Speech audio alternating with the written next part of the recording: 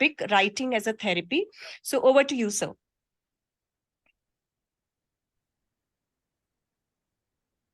Yeah, sorry. Thank you. Thank you, Parul. Thank you, Divya. That was beautiful. That was amazing, actually. So I'm going to keep it crisp. I'm just going to kind of share a model with all of you, which you can use. I like to work with models as a trainer. But before that, I said I wrote 10 books. At least you should know what I've written, isn't it?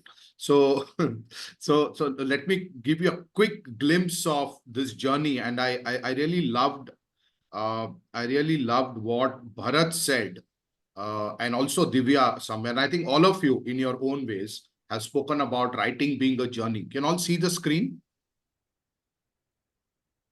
Yes, sir. Yeah. Okay. Yeah, we can. Yeah. So this is on my website. Let me. So it's not necessarily in the same order, I think. Okay. So let me just take you through this. The first book I wrote was Honey, I Love Money, Success and You. I wrote the book, and Bharat, I need to reread to find out how I can make money actually. Okay. So, the very special book that I wrote. So this is available on Amazon as an ebook. I wrote a very special book for my daughter when she turned 16. It's called Dear Diksha, a father's letter to his teenage daughter. So I wanted to give her like a surprise birthday gift. That is also available on Amazon as an ebook right now.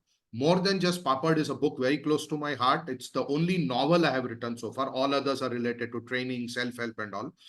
More Than Just Papad is a cross-cultural love story. And so it's available on Amazon in both paperback and ebook. And it's wonderful to write fiction. We write a lot of non-fiction, which is understandable, but writing a fiction really tests your creativity and your imagination.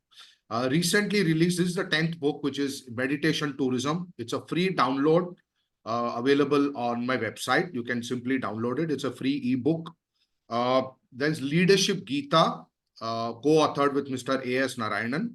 Honey, I Love Money is also co-authored with a friend of mine. So this is also available on Amazon as an ebook and as also as paperback. It talks about the 6 tenets of great leaders. I write a lot of quotes. I have more than 200 quotes or something. So there's a small book I brought out, which is more like a gift edition for my clients. It's called Pocket Full of Thoughts. It's also available as an ebook on Amazon, not as paperback. It's a very small book. You can put it in your pocket. So I printed it for my clients actually. But it's available on Amazon as an ebook.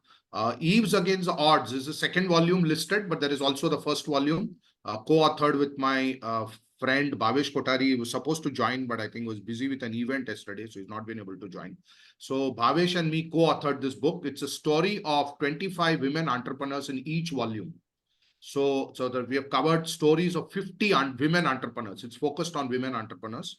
And then Hari to Harry, story of my first visit to the United States of America, thanks to Bharat, with whom we are associated in Ascentive. I'm a behavior styles certified trainer from America. So this is also a free download. You can download it from my website. It's an ebook on Hari to Harry.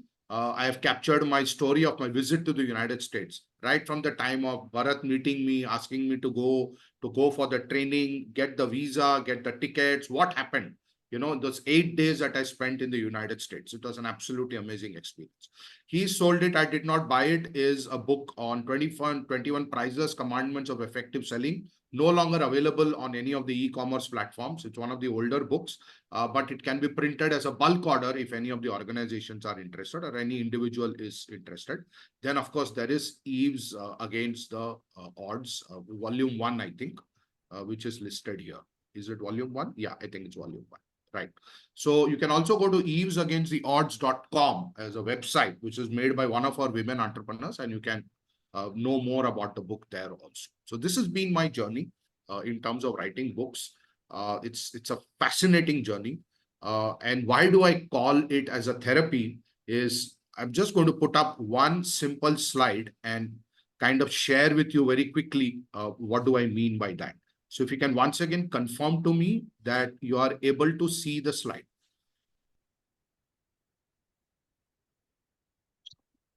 Yeah. The slide is visible. Yeah, it's visible. Okay, thanks. Yeah, Hari, it's visible. Thank you, Ajay. So just a second. I show video panel. I wanted to disable something.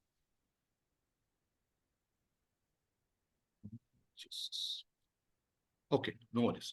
So this is called as the escape to potential. This little session is called escape to potential, where I use escape as a model to understand why writing is a therapy. Why writing acts as a therapy, and Sonalji made this point very beautifully actually. Why writing acts as a therapy is mainly because E for expression. It gives you an opportunity to express yourself. In Hindi, there is a very powerful word for expression, which is called as abhivyakti. It's a very powerful word. It doesn't come across as powerful when you say expression in English, but in Hindi, it comes across very powerfully. But the word expression is really a powerful one because you cannot always express yourself only through speech or only through talking to people with whom you have a certain relationship. Friends, family, whatever. Sometimes you need to express to your own self. And how do you do that? You express to your own self through writing. And what also writing does for you is it's like a screenplay. Writing is like making a film because you have to divide it into chapters. You have to provide it with a certain systematization. There are stories within the story. Not necessarily that it has to be a storybook. Everything you write is like a story because it's a reflection of your life. It's a reflection of your journey. It's a reflection of who you are. So you have to put it into chapters. We did conduct a author workshop during COVID where we wanted to help people understand how you can write a book in 30 days. And that whole process was about how do you systematize your thoughts? Because there are so many thoughts that occur to you. So how do you systematize them? Third is, and I think this is the most beautiful part of the therapeutic experience as a writer. It is how it connects you to your own self. It's the connection to your own self. You meet yourself with every word that you write. And that's such a beautiful experience.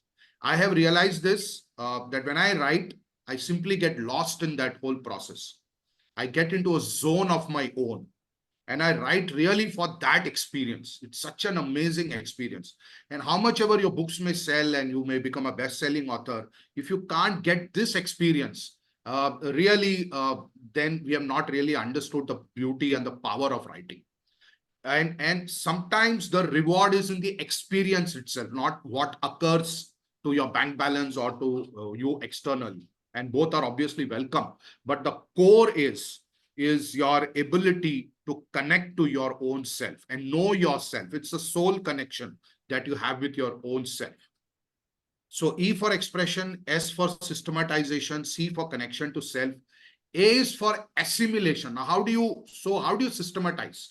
You systematize by creating a holistic approach, by creating an assimilation of your thoughts and putting them into certain compartments. It's a skill. It's a skill. It's a method. It's a process.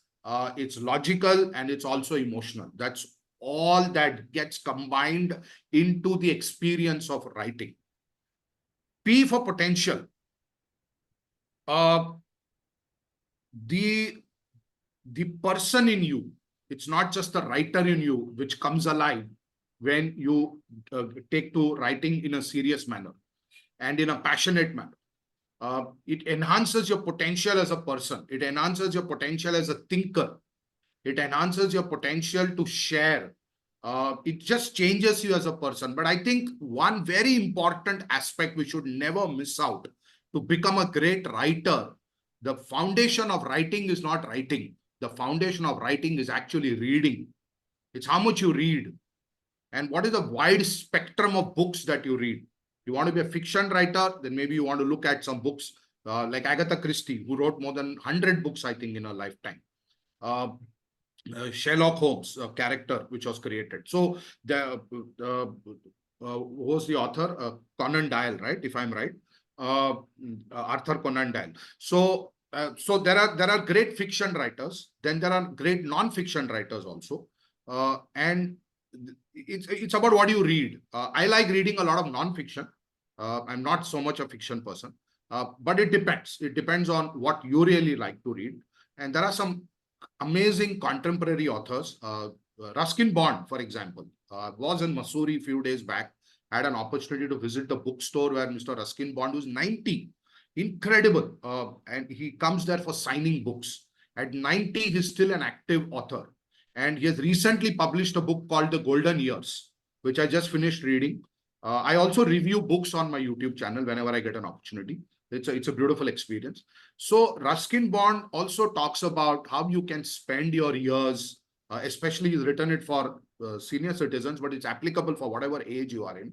How writing helps, how wandering helps, how sometimes doing nothing helps, sometimes just reflecting helps, walking helps. It's a very simply written book. And what is amazing about people like R.K. Narayan or people like Ruskin Bond, you don't have to refer the dictionary even for a single word most of the times. You just need to read because it's written with such with such simplicity and in such amazingly simple language. So P for potential. Keep on writing. There is no limit to your potential. There is no limit to connecting to your own self. There is no limit to knowing yourself in a better way through your own process of writing. But read a lot. I think if there is one message you can take away from this session of mine is that you got to be a voracious reader, because reading, the more you read, the better you will become as a writer. And the last, of course, is inquiry. So as a writer, what do we essentially do is we place thoughts on the table. We bring thoughts on the table. And it makes us inquire. It makes us question. It makes us delve deeper into certain areas. And so always inquire, always be curious. You want to be a great writer, it begins with curiosity. It's your curiosity to know what others are writing. It's your curiosity to know what you would like to write.